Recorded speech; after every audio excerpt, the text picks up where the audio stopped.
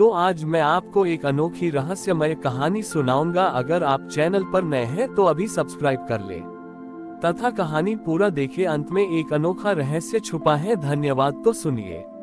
प्राचीन काल की बात है। सौंदर्यपुर नामक एक राज्य था जहाँ के लोग अपनी सुंदरता पर बहुत गर्व करते थे। वहाँ के राजा चंद्रप्रभा का मानना था कि ईश्वर केवल सुंदर वस्तुओं और तेजस्वी चेहरों में निवास करते हैं। उन्होंने मंदिर के गर्भगृह में चारों ओर विशाल और कीमती दर्पण शीशे लगवाए थे ताकि महादेव के विग्रह के साथ साथ भक्त अपनी सुंदरता का भी दर्शन कर सकें। उसी राज्य में कालक नाम का एक व्यक्ति रहता था। कालक का चेहरा बचपन में एक दुर्घटना के कारण झुलस गया था। वह देखने में बहुत ही कुरूप था, इसलिए लोग उसे मंदिर के मुख्य द्वार से दूर रखते थे।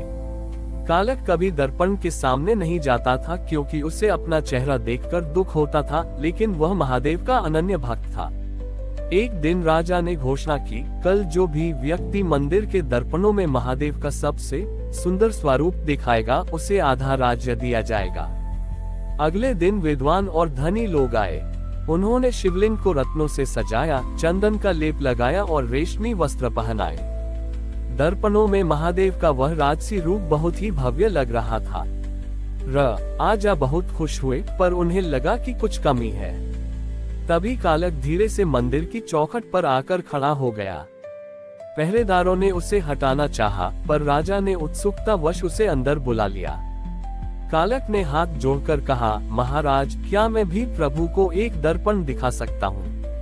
उद्धरण चिन्ह। राजा ने हंसकर कहा, तेरे पास तो कोई दर्पण नहीं है और तेरा चेहरा। खैर, दिखा, तू क्या दिखाना चाहता है? कालक शिवलिंग के सामने बैठ गया। उसने कोई भौतिक दर्पण नहीं निकाला। उसने अपनी आंखें बंद की और उन सभी लोगों के बारे में सोचने लगा जिन्होंने उसे जीवन में दुत्कारा था, उन पशुओं के बारे में जो भूख से तड़प रहे थे और उन अनाथों के बारे में जिनका कोई सहारा नहीं था। उसने अपने मन में महादेव से कहा, हे शिव, मैं जैसा भी हूँ आपका हूँ। मेरे इस टूटे हुए हृदय को ही अपना दर्पण बना लीजिए। तभी एक महान चमत्कार हुआ। मंदिर की दीवारों पर लगे वे कीमती दर्पण अचानक धुंधले पड़ गए। राजा को उन दर्पणों में अपना चेहरा बड़ी ही दिखाई देना बंद हो गया। लेकिन कालक के सामने की हवा में एक अदृश्य पारदर्शी दर्पण प्रकट हुआ। उस दर्पण में महादेव का कोई शांत रूप नहीं, बल्कि वह विराट रूप दिखा जिसमें पूरा ब्रह्मांड समाया था। उस अदृश्य दर्पण में राजा ने देखा कि कालक का वह झुलसा हुआ चेहरा असल में करोड़ों चमकते सितारों से बना था। कालक की आत्मा की सुंदरता उस दर्पण में महादेव के तेज के साथ एकाकार हो गई थी। साक्षात महादेव की गूंज सुनाई दी। चंद्रप्रभा, मनुष्य द्वारा बनाए गए दर्पण केवल चमड़ी दिखावा दिखाते हैं, पर भक्ति का दर्पण आत्मा दिखाता है। कालक ने अपने बाहरी रूप को नहीं, बल्कि अपने भीतर की करुणा को संवारा है। जो अपने अभाव को भी मुझे सौंप देता है, वही मेरा सबसे सुंदर प्रतिबिंब बन जाता है। राजा का अहंकार चूर चूर हो गया। उन्होंने देखा कि असली सुंदरता चेहरे की बनावट में नहीं, बल्कि मन की पवित्रता में है। वह मंदिर आज रूप योजक चिन्हेश्वर महादेव के नाम से जाना जाता है। ये कथा हमें सिखाती है कि महादेव को रिझाने के लिए बाहरी रूप रंग की आवश्यकता नहीं है। यदि आपका मन साफ है तो आपकी हर कमी महादेव की दृष्टि में एक अनमोल गुण बन जाती है। राजा ने कालक के चरणों में सिर झुका दिया और पूछा, प्रभु, इस अदृश्य दर्पण में मुझे अपना चेहरा काला क्यों दिखाई दे रहा था? उद्धरण चिन्ह। महादेव ने उत्तर दिया, राजन, जब तक तुम दर्पण में स्वयं को ढूंढोगे तुम्हें केवल अंधकार दिखेगा।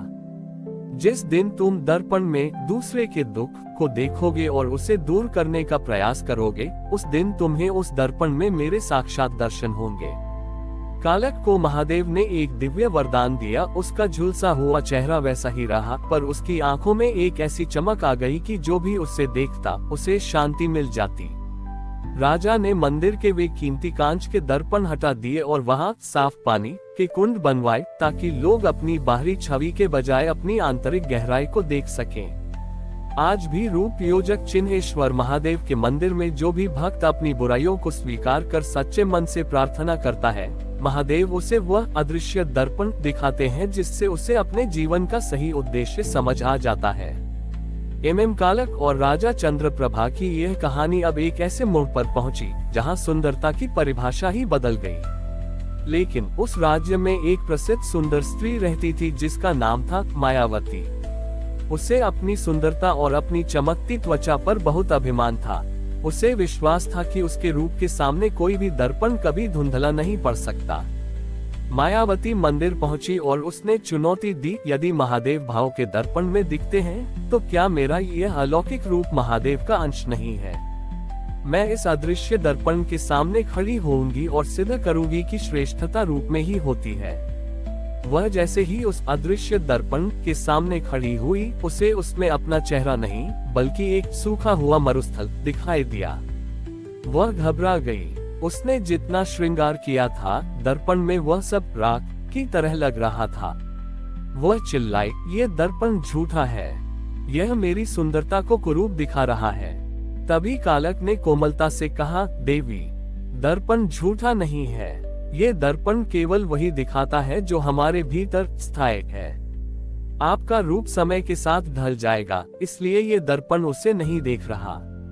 यह आपके भीतर की उस दया को ढूंढ रहा है जो कभी पैदा ही नहीं हुई। उसी समय नगर में एक भीषण धूल भरी आंधी आई जिसने लोगों की आंखों की रोशनी को प्रभावित करना शुरू कर दिया। रेत के कणों से लोगों की त्वचा और आंखें झुलसने लगी। मायावती अपने रूप को बचाने के लिए मलमल के पर्दों के पीछे छिप गई, पर कालक बाहर निकला। कालक ने उन लोगों की सेवा शुरू की जिनकी आंखें रेत से भर गई थी। वह अपने झुलसे हुए हाथों से लोगों के घाव धोता और उन्हें सांत्वना देता।